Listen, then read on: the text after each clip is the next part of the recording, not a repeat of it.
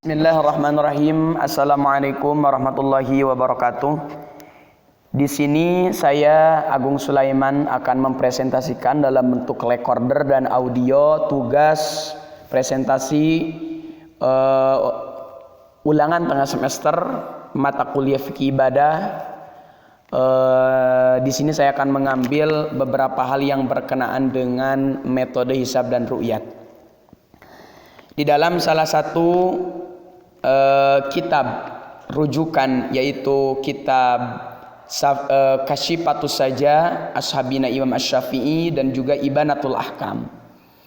Di sini saya akan memaparkan secara singkat mengenai beberapa hal yang berkaitan dengan hisab dan ru'yat yang menjadi sebuah tolak ukur penanggalan di bulan-bulan Islam, terutama bulan-bulan penting diantaranya yaitu bulan penetapan awal bulan Ramadan, penetapan awal bulan 1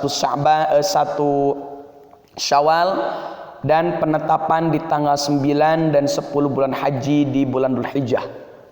Nah, maka di sini ada beberapa kriteria mengenai hisab dan ru'yat. Meskipun di sini diceritakan bahwasanya Nabi itu tidak pernah menghisab atau tidak pernah menghitung, ya kan, sebagaimana yang hari ini marak dan beredar dengan adanya metode ru'yat. Maka di sini Nabi SAW bersabda, qalat Aisyah radhiyallahu anha kana Rasulullah SAW yatahaffadhu fi Sya'bana ma la yatahaffadhu fi ghairi. Hadza dzalilu ala anna ikmala Sya'bana 30 yauman minar ru'yati la minal hisab.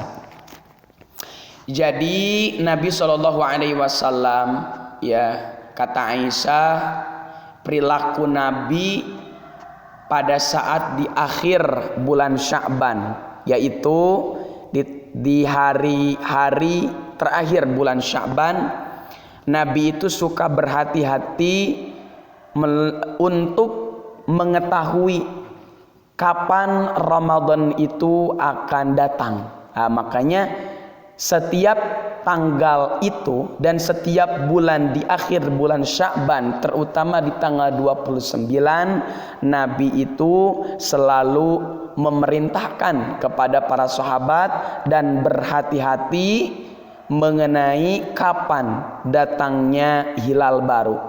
Ya, maka di sini Nabi tidak pernah menghisab. Artinya Nabi itu tidak pernah menghitung, ya kan, kapan tanggal 1 Ramadan itu, karena pada saat itu belum ada alat untuk menghitung, gitu kan.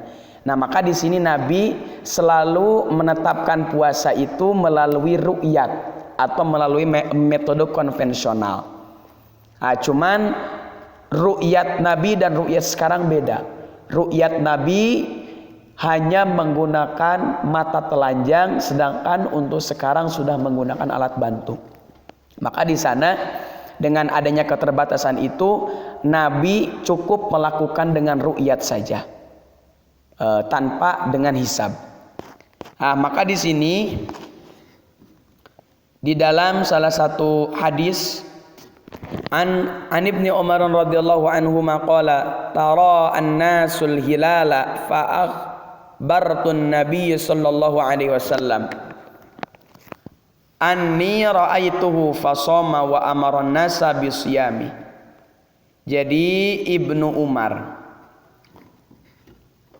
kata Ibnu Umar kepada Nabi SAW, aku melihat, ya, dari Ibnu Umar, Nabi SAW bersabda, tara'an nasu, jika ada di antara kamu sekalian, ya, kepada penduduk Madinah, hilala, melihat hilal, fa akhbartu Nabi SAW, maka beritahu Nabi SAW, anni, sesungguhnya aku, ra'aituhu, melihat hilal, fasoma, maka berpuasalah, wa amaron nasa, dan memerintahkan manusia bisyamihi, untuk berpuasa, karena ada salah satu orang yang melihat hilal di akhir bulan Sya'ban.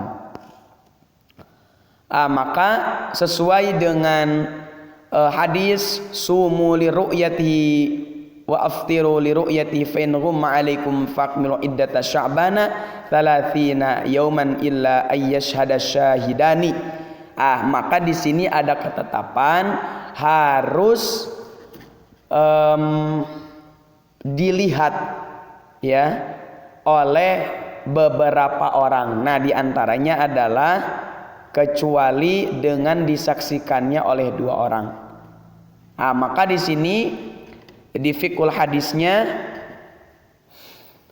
menurut sebagian imam yang 4, mazhab yang 4, kata Imam Syafi'i dan Imam Ahmad, cukup apabila melihat tanggal 1 Ramadan itu menggunakan khobar atau berita dari satu orang yang adil saja, tapi dengan syarat zakaron dzukir haron, jadi laki-laki yang merdeka. Tapi apabila ya melihat hilal di tanggal akhir bulan Ramadan, yaitu penetapan 1 Syawal, maka harus dilakukan oleh 2 orang, ya illa bisyahadati adlaini haraini, 2 orang laki-laki yang merdeka.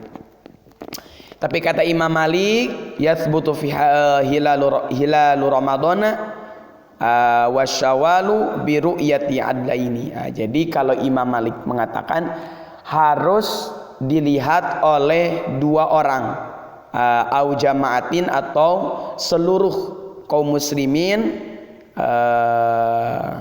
yang memiliki badan hukum. Maksud badan hukum di sana itu kepentingan. Wa aqalluha khamsatun, dan sedikitnya 5 orang. Maka tapi di sini kata Imam Malik, amma fi haqqi man lam, apabila tidak memiliki badan hukum atau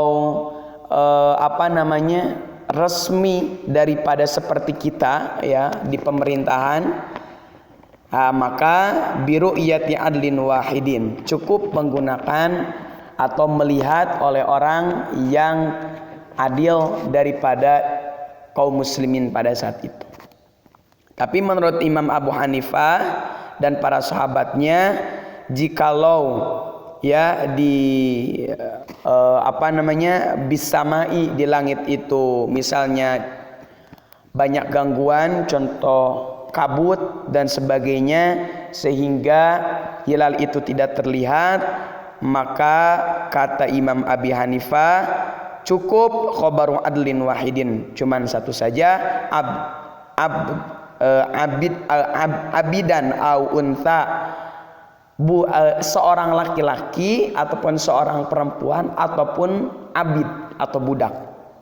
Nah, maka di sini ada beberapa syarat yang ditentukan juga oleh Imam Abi Hanifah. Cuman ketetapan Imam Abi Hanifah yaitu cukup menggunakan penglihatan oleh orang yang 2 orang adil dan juga dipertanggungjawabkan daripada penglihatan melalui hilal itu. Nah, maka di sini saya simpulkan bahwasanya hisab secara harfiah adalah perhitungan. Nah, jadi hisab ini digunakan di fikih kontemporer ya, dengan komputer tingkat presisi dan akurasi yang tinggi. Jadi tidak usah